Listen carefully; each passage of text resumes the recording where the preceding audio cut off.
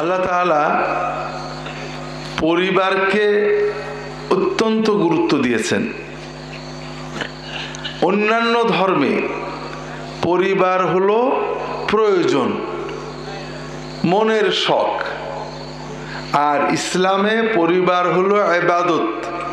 পরিবার কি? বিয়ে করা কি? নামাজ পড়ার মতোই ইবাদত। বউয়ের শাড়ি কিনে দেওয়া কি? মসজিদে টাকা দেওয়ার মতোই ইবাদত। এজন্য স্বামীর জন্য রান্না করা, শবে বরাতে রোজা রাখার মতোই ইবাদত। এ ব্যাপারে কোরআন কারিমে আল্লাহ তাআলা আমাদের অনেক কিছু শিখিয়েছেন। বিশেষ করে আমাদের সন্তানদের প্রতি যে দায়িত্ব, এটা আল্লাহ তাআলা আমাদের শিখিয়েছেন। আর এ ব্যাপারে কিন্তু আমরা অবহেলা করি। আমরা যখন বাচ্চা হয়, সন্তান পাই, জন্মের পরে খুব আনন্দ করি। 1 বছর, 2 বছর, 3 বছর, 4 বছর মায়েরা কাছে রাখেন, বাবা আদর করেন, কাঁদে নেন। যখন 6-7 বছর হয়ে যায়, তখন আমরা আমাদের ছেলে মেয়েদেরকে শয়তানের হাতে ছেড়ে দিই। কোথায় ছেড়ে দেন? স্কুলে দিয়ে দেন। স্কুলে কি পড়ে, কার সাথে মেশে, কি খেলে, আমরা আর খোঁজ নিই না, ঠিক না? আমার ছেলে তো স্কুলে দিয়েছে, তো বড় হচ্ছে। কিছুদিন পরে দেখা যায় কেউ হিরোইন খায়, কেউ লেখাপড়া বাদ দিয়েছে, কেউ বিড়ি টানে, কেউ অন্যান্য অন্যায় করে, আসে না নেই? তখন আমরা হুজুরের কাছে দোয়া নিতে যাই। কথা বুঝতে পারেননি? কিন্তু আল্লাহ তাআলা আমাদেরকে সন্তানদের প্রতি করণীয় শিখিয়েছেন, কি করতে হবে। তো এ ব্যাপারে কোরআন কারিমে একটা সূরা আছে, সেই সূরাটার নাম হলো সূরা লোকমান। সূরার নাম কি? লোকমান। লোকমান আলাইহিস সালাম তিনি নবী ছিলেন কিনা কোরআনে বা হাদিসে ক্লিয়ার নেই। তবে আল্লাহ তাআলা কোরআনে বলেছেন, লোকমানকে আমি বুদ্ধি দিছিলাম, হিকমত, জ্ঞান, প্রজ্ঞা, উইসডম। এই জন্য বলা হয় লোকমান হাকিম। হাকিম মানে খুব বুদ্ধিমান, জ্ঞান, প্রজ্ঞা। কথা বুঝতে পেরেছেন?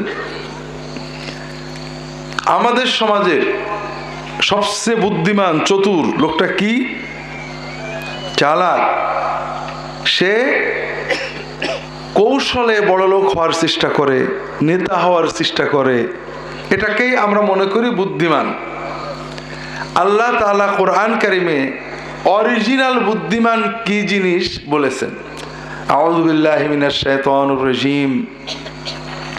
ওয়ালাকাদ আতাইনা লুকমানাল হিকমাহ।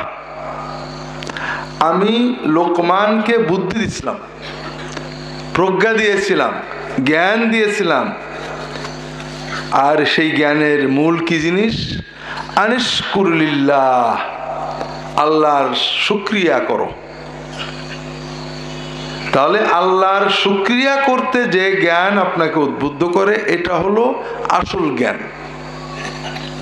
কেন আল্লাহর শুকরিয়া করতে হবে? আল্লাহ বলে দিয়েছেন, ওমাই ইয়াশকুর ফাইন্নামা ইয়াশকুরু লিনাফসি ওয়ামান কাফারা ফাইন্নাল্লাহা গানিয়ুন হামিদ। যে আল্লাহর শুকরিয়া করে, সে নিজের জন্যই শুকরিয়া করে। কথা বোঝেননি? আর যে শুকরিয়া করে না, অকৃতজ্ঞ হয়, আল্লাহর তাতে কিছু আসে যায় না। আল্লাহ অমুখাপেক্ষী, আল্লাহ গানি, আল্লাহ সচ্ছল, আল্লাহ অমুখাপেক্ষী, আল্লাহ প্রশংসিত। বিষয়টা কেমন? একটা গল্প দিয়ে আপনাদের বুঝাবো, হাদিসের গল্প। আপনাদের আগেও বলেছি, আপনারা ওয়াজ মাহফিলে সাধারণভাবে গল্প শুনতেই আসেন। অবশ্য আমার মাহফিলে গল্প শুনতে আসেননি, কারণ আমি গল্প বলি না। কিন্তু ওয়াজ মাহফিলের নিয়ম হলো গল্প, ঠিক না? গল্পটা যত মিথ্যা হবে, ওয়াজ তত জমবে। অমুক নবীর কবর এত বড়, অমুক নবীর কবর এতটুকু, অমুক নবী দাঁড়িয়ে আছে, অমুক কবরে ফাঁকা হয়ে আছে। গল্প শোনেননি? হ্যাঁ, বিশ্বাস করেন, আপনাদের শুনেন তো, আপনি কোন সালে গেছিলেন ওই কবরে? সবই মিছে কথা। কোন নবীর কবর দুনিয়াতে কোথাও নেই। আজ থেকে প্রায় 500 বছর আগে আমাদের খুব মশহুর একজন আলেম, মোল্লা আলী কারি, আলেমরা নাম জানেন,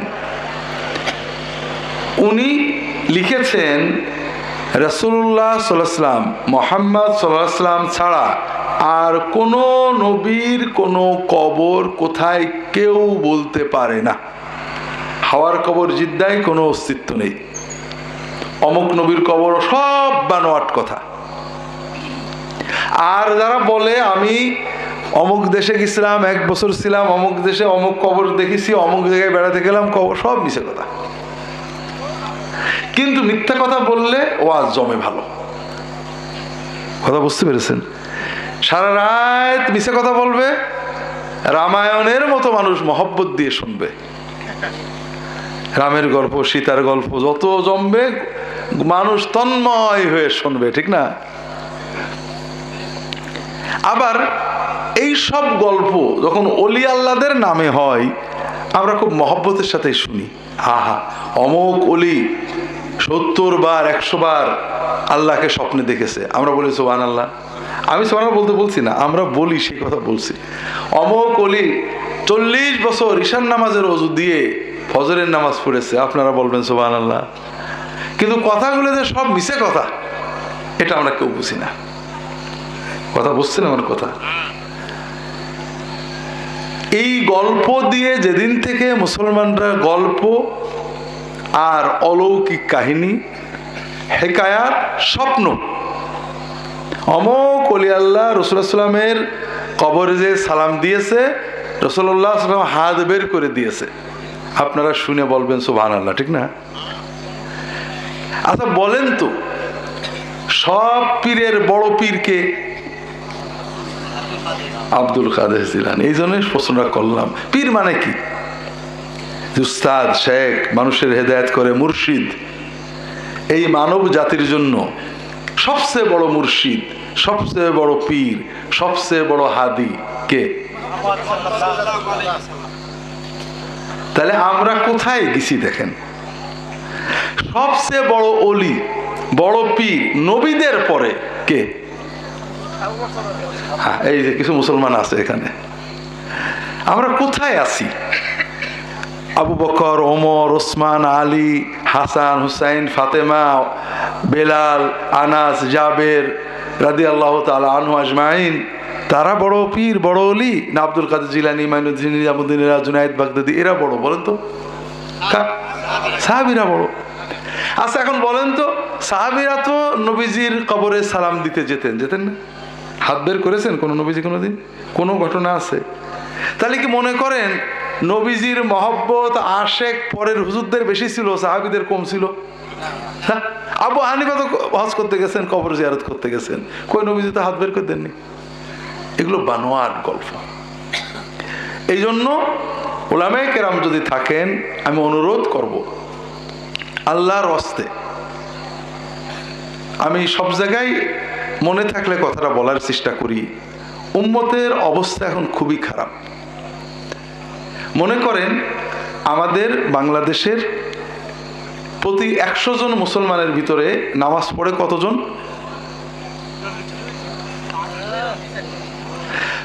10 জন মনে করেন, 10 থেকে 15 জন নিয়মিত নামাজ পড়ে, রমাজানে একটু বেশি পড়ে, বাকি 85 জন বাদ দিলাম, এটা থাক। এই 15 জনের কি অবস্থা? এদের ভিতরে সুদ খায় না, ঘুষ খায় না, দুর্নীতি করে না, বইয়ের হক দেয়, মায়ের হক দেয়, ভাই বোনের হক আদায় করে, মানে 16 আনা ইসলাম পালন করে কতজন? হ্যাঁ, তাহলে এই হলো ইসলামের অবস্থা। এরপরে আরো 2টো জিনিস বলি, 3টে জিনিস বলি।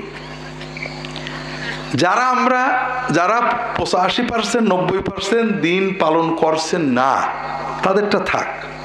যারা 10% 15% দিন পালন করছেন তারা মাশাআল্লাহ তাবারাকাল্লাহ একটা খুব ভালো কাজে আছেন। কাজটার নাম হলো হিংসা আর দলাদলি। এটা আল্লাহর খুব প্রিয় কাজ, ঠিক না ভাই? হ্যাঁ, আল্লাহ খুশি হন না? যারা নামাজ পড়ে না বরং ভালো আছে, অত হিংসা হিংসি নেই, মারামারি নেই। শয়তান সাধারণ মানুষদের সিনেমা, মদ, তাড়ি, গাঁজা, ভাঙ, হিরোইন দিয়ে দোজখে দেবে। আলেমুল আমাদের দোজখে দেবে কি? আলেমুরা মদও খায় না, তালুও খায় না, গাঁজাও খায় না, দারুস আছে না, কিভাবে দোজখে দেবে? কি দিয়ে? হিংসা দিয়ে। কথা বোঝেন না? ছোট ছোট বিষয় নিয়ে আমরা দলাদলি করছি, মিলাদ নিয়ে, কিয়াম নিয়ে। যারা মিলাদের পক্ষে, মিলাদ ফরজ এটাকে বলে নাকি? বলে না, কিন্তু কার্যত ফরজের চেয়েও গুরুত্ব দিচ্ছে। নামাজ পড়ে না, নো প্রবলেম, মিলাদ পড়ে না, দলে নেওয়া যাবে না। তাহলে এটা শয়তানি কাজ। আবার মিলাদ যারা বিপক্ষে, মিলাদ পড়লেই কি মানুষ কাফের হয়ে যায় নাকি? কার্যত আমরা দেখছি মিলাদের কারণে যত ঝগড়া করছি, বেনামাজির কাছে ওইভাবে যাচ্ছি না। এই এক ধরনের ঝগড়া, হিংসা, মারামারি পুরনো। আবার নতুন একটা আছে, দলাদলি। এই জামাত ইসলাম, তবলিগ, চরমনাই, ফুরফুরা, এক দল আরেক দলে দেখতে পারে না। কারণ আপনারা জানেন প্রধানমন্ত্রীর গদি কয়টা? 2 জন তো আর পারবে না, কাজে একজনকে ধাক্কা দিয়ে আরেকজন বসতে হয়। দেখেন আমি আসলাম, হুজুর উঠে চলে গেল। জান্নাতে জায়গা তো একটা, জামাত ইসলাম জান্নাতে গেলে তো আর তবলিগ যেতে পারবে না। হ্যাঁ, তারপরেও শুধু ধাক্কাধাক্কি। আবার নতুন ধাক্কাধাক্কি শুরু হয়েছে। এই রফাদাইন করবে, করবে না, আমিন জোরে বলবে, বলবে না। যারা রফাদাইন করে না কেউ মুসলমান না, যারা করে কেউ মুসলমান না। তোর নামাজই হচ্ছে না, তোর দিনই হচ্ছে না, এরকম আছে না নেই? মাশাআল্লাহ। এই ফাঁকে কিছু কাজ হচ্ছে, কাজগুলো আপনাদের পছন্দ হবে আশা করি। খ্রিস্টানরা মুসলমানদের খ্রিস্টান বানাচ্ছে। কারণ আহলে হাদিস আছে রফাদাইন প্রমাণ করতে, আর হানাফি আছে রফাদাইন না প্রমাণ করতে। খ্রিস্টান যে কি জিনিস, মুসলমান খ্রিস্টান হলে আমাদের কোনো মাথা ব্যথা নেই। ও খ্রিস্টান হোক আর ইহুদি হোক, রফাদানি করলো কিনা এটা বড় কথা। খ্রিস্টানরা ঘোষণা দিয়েছে 1915 সালের ভিতরে, আর কতদিন দেরি আছে, 1915 সালের ভিতরে বাংলাদেশের প্রতি 3 জনের 1 জন হবে খ্রিস্টান, অর্থাৎ 5 কোটি খ্রিস্টান হবে মিনিমাম। এবং তারা কাজ করছে। আমরা কিছুই বুঝতে পারছেন না, তারা সব করে ফেলছে। কারণ আপনারা বুঝবেন কি? আপনারা তো আছেন ঝগড়া নিয়ে, জোরে আমিন, আস্তে আমিন, রফাদানি, সহবাদার, মিলাদ, পীর সাহেব, তরিকা, জামাত ইসলাম, তবলিগ, সরমনাই, মাশাআল্লাহ ব্যস্ত আছেন। 2 নম্বর, সমাজের সাধারণ মানুষ পাপ, অশ্লীলতা, জিনা, ব্যভিচারের সাইলাবে চলে যাচ্ছে, ঠিক না? ঠিক, এটা নিয়েও মাথা ব্যথা নেই। আমরা যারা 15% মানুষ নামাজ কালাম পড়ি, তারা ঝগড়া নিয়ে আসি। আর বাকি 85% যে খ্রিস্টান হচ্ছে, কাদিয়ানি হচ্ছে, শিয়া হচ্ছে, ফাসেক, ফাজের, জিনা, ব্যভিচার, মদ ইত্যাদি ডুবে যাচ্ছে, আমাদের কোনো মাথা ব্যথা নেই, ঠিক না? ঠিক ভাই। এই পরিস্থিতিতে কিছু মানুষ খুশি আছে, আরে যা হয় হোক, আমি আহলে হাদিস, আমি হানাফি, তারা খুশি থাক। কিন্তু আমাদের মনে কষ্ট লাগে যে উম্মতের সবই যদি ইহুদি খ্রিস্টান হয়ে যায়, তা আমি হানাফি হয়ে বা কি করবো, আহলে হাদিসে বা কি করবো? কথা বুঝতে পেরেছেন? এই মুহূর্তে যদি উম্মতকে সত্যিকারের দিক নির্দেশনা দিতে হয়, তাহলে আমাদের আল্লাহ রসুল সাল্লাল্লাহু আলাইহি ওয়াসাল্লাম, সাহাবায়ে কেরাম, আমাদের ইমামগণ যেটা দিয়ে হেদায়েত করেছেন, আল্লাহর কোরআন, নবীর হাদিস আর সাহাবায়ে কেরাম, তাদের জীবনী, তাদের গল্প বলবেন। কথা কি বুঝতে পারছেন আপনারা? এই পরের যুগের গল্প বলবেন না, এগুলো দিয়ে মানুষের হেদায়েতের চেষ্টা করবেন না। 3টে মৌলিক সমস্যা আছে। একটা হলো, যে গল্পগুলো আমরা বলি এগুলোর কোনো সনদ নেই, এগুলো সত্য মিথ্যা, শয়তানে বানাইছে না মানুষে বানাইছে, কোনো প্রমাণ নেই। 2 নম্বর হলো, আল্লাহ তাআলা কোরআন কারিমে তার রাসূল সাল্লাল্লাহু আলাইহি ওয়াসাল্লামকে এবং সাহাবায়ে কেরামকে আমাদের জন্য মডেল বানিয়েছেন। আল্লাহ তাআলা কি বলেছেন? কুল ইন কুনতুম তুহিব্বুনাল্লাহা ফাত্তাবিউনি, তোমরা যদি আল্লাহর আশিক হয়ে থাকো, আল্লাহর মহব্বত করে থাকো, তাহলে রাসূল মুহাম্মদ সাল্লাল্লাহু আলাইহি ওয়াসাল্লামের অনুসরণ করো, তার মতো চলো, তার পদ্ধতিতে চলো। অন্য আয়াতে সূরা তাওবায়, এটা হলো সূরা আলে ইমরানে, আল্লাহ তাআলা বলছেন ওয়াস-সাবিকুনাল আউয়ালুনা মিনাল মুহাজিরিন ওয়াল আনসার ওয়াল্লাযীনা ইত্তাবাউহুম বিইহসান রাদিয়াল্লাহু আনহুম ওয়া রাদু আনহু ওয়া আ'আদ্দা লাহুম জান্নাতিন তাজরি তাহতাহাল আনহার। আল্লাহ বলছেন রাসূলুল্লাহ সাল্লাল্লাহু আলাইহি ওয়াসাল্লামের সাহাবী মুহাজির আনসার প্রথম কাতারের, তাদেরকে আল্লাহ দুটো পুরস্কার দিয়েছেন। একটা হলো তাদের জন্য জান্নাত বানিয়েছেন, আর একটা হলো তাদের উপরে আল্লাহ খুশি হয়েছেন। মুর্তাজাপুরের লোকেরা সুবহানাল্লাহ কয় না? আল্লাহ মুহাজির আনসার প্রথম অগ্রগামী সাহাবীদের জন্য দুটো পুরস্কার দিয়েছেন। একটা কি? তাদের জন্য জান্নাত বানিয়েছেন। আর একটা কি? আল্লাহ তাআলা তাদের উপরে খুশি হয়ে গিয়েছেন। আর পরের মানুষেরা যারা ওই মুহাজির আনসার সাহাবীদের ইত্তেবা করবে সুন্দর করে, আল্লাহ তাদের উপরেও খুশি হবেন, তাদের জন্যও জান্নাত বানাবেন। তাহলে আল্লাহর সন্তুষ্টি এবং জান্নাত পাওয়ার জন্য সাহাবী মুহাজির আনসারদের ইত্তেবার কথা আল্লাহ বললেন, ঠিক না? কথা বুঝতে পারেননি? তাহলে আমাদের মডেল হলেন রাসূলুল্লাহ সাল্লাল্লাহু আলাইহি ওয়াসাল্লাম মূলত, এরপরে সাহাবায়ে কেরাম। পরের যুগের যত ওলি আউলিয়া আছে এরা কেউ মডেল না, এরা বুজুর্গ, এদের জন্য আমরা দোয়া করব, কিন্তু এদের সব কাজ অনুকরণীয় না। কথা বুঝতে পেরেছেন? তাহলে এক নম্বর হলো এইসব গল্পের সনদ নেই, আজগবি বানোয়াট, সত্য মিথ্যা জানা যায় না। দুই নম্বর হলো এই সকল মানুষদের কর্মে ভিতরে আমরা মডেল পাবো না, মডেল পাবো, আদর্শ পাবো রাসূলুল্লাহ সাল্লাল্লাহু আলাইহি ওয়াসাল্লাম সাহাবিকারের ভিতরে। আমি বিভিন্ন মাহফিলে দু একটা নমুনা দিই, আপনাদের এখানেও বোধহয় বলছি। আমরা বাংলাদেশের মুসলমান, যদি কাউকে বলা হয় 10 জন সাহাবীর নাম বলো, আমরা বলতে পারবো? পারবো না।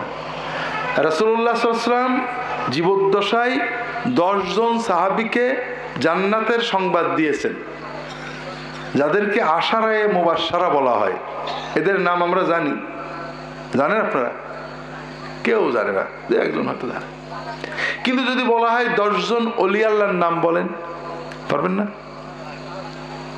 তাহলে বোঝা গেল আমরা সাহাবায়ে কেরামকে বাদ দিয়ে পরের বুজুর্গদের গল্পগুলো বেশি বলি, এটা ভুল। এ কারণে আমাদের সমাজে দ্বীনি চেতনা নষ্ট হচ্ছে। যেমন